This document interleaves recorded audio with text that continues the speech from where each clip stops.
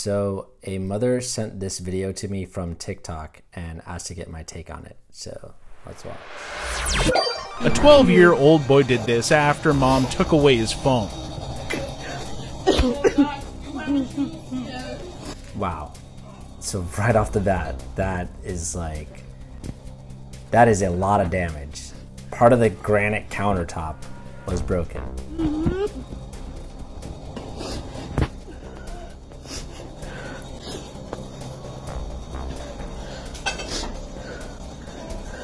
Wow, that window. So, okay, let me just pause it right here. A 12-year-old boy did this after his mom took his phone away. This is obviously a disproportionate amount of damage for getting your phone taken away, right? But it's crazy because this is not just the response to getting your phone taken away. We don't know what happened or how this mom was taking the phone away. What we do know is that this is not an appropriate response. This is not the response that would be a measured response to having something like getting your phone taken away. If you got your phone taken away right now from somebody, and they said you weren't able to have your phone back, you would not go and destroy everything in your house, right? And that's what it looks like is done here. Let's keep watching.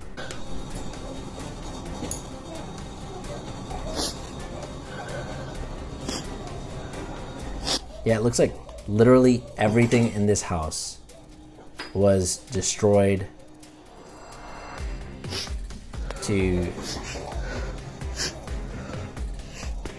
the point of just like, you can sense the energy of this. The energy of it is, if I can't have my things, if I can't have my nice things, then no one can have nice things. And that is the response of someone who was not supported effectively as a child to really understand themselves, really understand their emotions. It's really sad. There's a hole in the wall right there. It kind of sounds like whoever's recording this, it has been crying. Even the toilet is broken. And so I'm sure they're crying because this stuff doesn't look cheap to replace. This looks like the entire apartment was completely destroyed, and every electronic was also destroyed along the way. And so literally everything in this house is going to need to be replaced, which is unfortunate, but this is the consequence. I don't know what that is. It looks like a laptop of some sort, or maybe her work laptop. But this is the consequence of a child not being supported effectively. And you know that the problem with this is just, this child is experiencing very big emotions. The way they were probably supported, I couldn't tell you exactly, but obviously they were not given the understanding of their own emotions or how to express those emotions appropriately. They have a lot of frustration, a lot of anger, clearly, and this is how they're expressing that anger and frustration. And this has been the result or the consequence of years and years and years of however they're being currently supported. And so likely, even when I look through these comments, the comments are like, is he still alive? Imagine him being a husband one day. Did she lose her belt? I see through the comments he's in the hospital. Good, because he obviously needs it. Please take care of yourself. It gets better, stay strong. People are blaming the child. This is not the child's fault. Yes, he did it, right? But this is the result of the way that he was parented. So I don't know. It says his mom took away his phone. So, you know, and I'm not saying that she's not trying, but clearly this is not effective parenting. This is not effective parenting, because if this was effective parenting, then First off, why does he have a phone at 12 years old that he's being left alone with, that he's not supervised with? If this is how he's going to react, why is he reacting in this way? And second off is what's happening in the home that he feels so connected to his phone that he can't cope without it. This is not the problem of technology. Technology may have a hand in this as far as he's obviously addicted to his phone. He gets a lot of good feelings from his phone. But this is the result of poor parenting. And again, I'm not saying she's not trying. She may be even doing better than her parents did. And I don't know if the father's in the picture or not. That's not really clear. But the living situation for this child is not enough. And I'm not saying that she's not doing her best or she's not trying, but that does not mean that it's good, or that does not mean that it's the best for the child themselves. I was just reading another article where in that article they were talking about teens that were cutting themselves and needed therapy, and they were sent out to this wilderness therapy type of thing. And in this wilderness therapy, they were abused. Like they were held down so that they wouldn't cut themselves in a manner that was physically hurting them. And even the people holding them down were crying because they were saying, I don't know anything better to do. This is what they taught us. I'm so sorry. But they're trying to keep these kids from hurting themselves. Meanwhile, in these stories, they were saying they were left in hospitals or in therapy centers. They were picked up by random strangers and taken to another state completely for this wilderness therapy, and it was approved by their parents.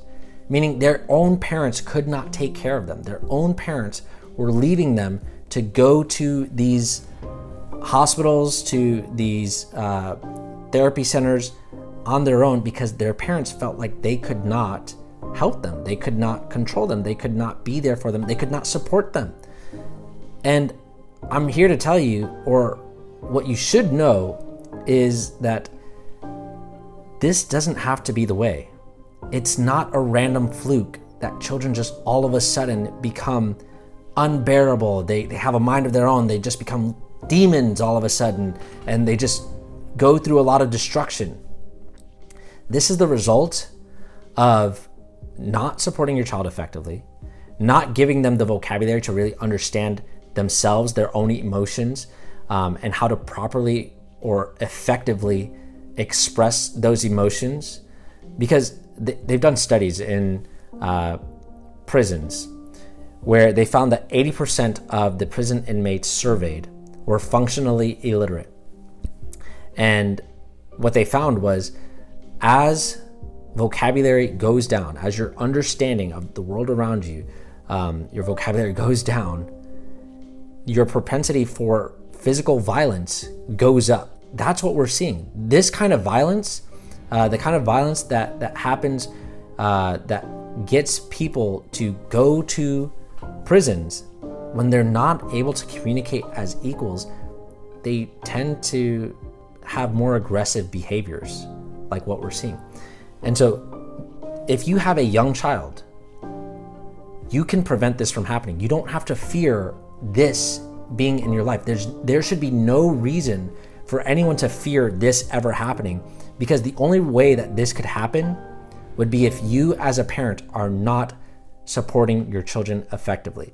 And what that looks like is some parents will hit their kids. They'll beat their kids and spank their kids. That is not supporting your child effectively. Other parents will just let their kids just run rampant, run wild, do whatever they want. That is not supporting your child effectively. Some parents will just yell at their children because they're upset that they're not doing what they want them to do, or because they had an emotional outburst. And in response, the parent will have an emotional outburst as well. That is emotional immaturity. That's what we're seeing, emotional immaturity. This child who has caused all of this destruction is essentially acting like almost like a toddler. This would be the response that you might expect from a toddler, someone who is emotionally immature. Unfortunately, emotional maturity is not just something that you just develop, that just shows up, that just happens. Emotional maturity needs to be developed by instruction, by the parents actually being there for the child. And this is something that when you start young, when you start in infancy, because that's really it starts when the child's in the womb, or even before the child is in the womb. Because if you're the kind of person who has emotional outbursts, guess what you're going to teach to your children? And guess what they're going to experience on a very basic level of their environment being emotionally unstable, emotional instability. And what are they going to replicate? They're going to replicate their environment. What's going to be normal to them is emotional instability. I was just talking with someone last week who was telling me how they had different relationships where the other person would get really emotionally upset and yell and become physically violent, not at them, fortunately, however, throwing things. They did not grow up in an environment like that, and so they were quick to make the decision of, hey, this is not the actions of an emotionally mature person. And so they had a conversation with them right away. And then their next response was, hey, listen, you're not getting this. This is not the kind of environment that I want. I'm going to remove myself from this environment. That's what somebody who's had the experience of some stability around them, that's what they would do. But the person who they're used to having emotional instability in their environment, they're going to do what a lot of people do, is stay in that environment. They're going to stay in that environment because it's comfortable to them. It's not unusual. It's not so bad. It doesn't seem out of the ordinary. And so this is not the child's fault. Now, will the child have to work through these consequences as an adult? 100%. It will be 100% this child's responsibility as they become an adult. However, this is the parents' fault. The parents are to blame here. And so how can you prevent this from happening for your children? If you have small children and you're looking at this and going, I definitely don't want that to happen to my children, maybe you fear that some people will just go crazy, then you need to click the link in the bio and send me a message, because it does not have to be that way.